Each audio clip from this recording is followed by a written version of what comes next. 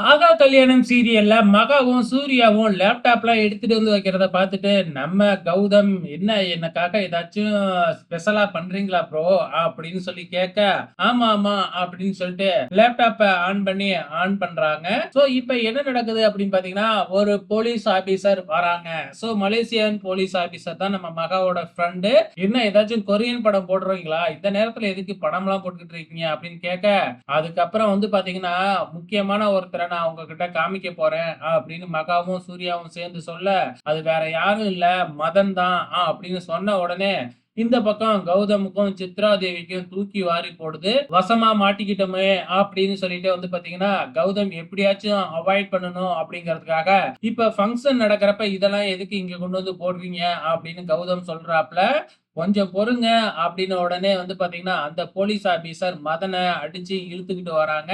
So உடனே கௌதம் வந்து அவன் என்ன சொல்ல வரான் அப்படின்னு கூட கேட்காம வந்து பாத்தீங்கன்னா, இதெல்லாம் ஏதோ சீரியல் நடத்துற மாதிரி இருக்கு. ஏதோ செட்டப் மாதிரி இருக்கு. இத ஏன் இங்க போட்டுக்கிட்டு இருக்கீங்க? முதல்ல இதெல்லாம் ஆஃப் பண்ணுங்க. முதல்ல ஃபங்ஷன் நடக்கட்டும் அப்படிங்கிற மாதிரி பேச ஆரம்பிக்கிறாப்ல.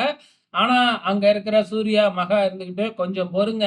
மதன் எதுக்காக இப்படி பண்ணுனான்? யார் சொல்லி பண்ணுனான்? அப்படின்னு தெரிஞ்சுக்கணும்ல." அப்படின்னு சொல்லிட்டு, மதன் வந்து எல்லா உண்மையும் சொல்ல ஆரம்பிக்கிறாப்ல.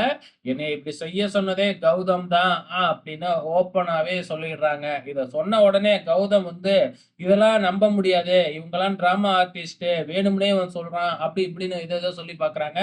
உடனே அந்த மலேசியன் போலீஸ் ஆபிசர் தன்னோட ஐடி கார்ட காமிச்சுட்டு, அது மட்டும் இல்ல, இங்க இருந்தே தமிழ்நாடு போலீஸ வர வச்சு உன்னைய தூக்கட்டுமா? அப்படின்னு சொன்ன உடனே கௌதம் வந்து பயப்பட ஆரம்பிச்சுடுறாங்க.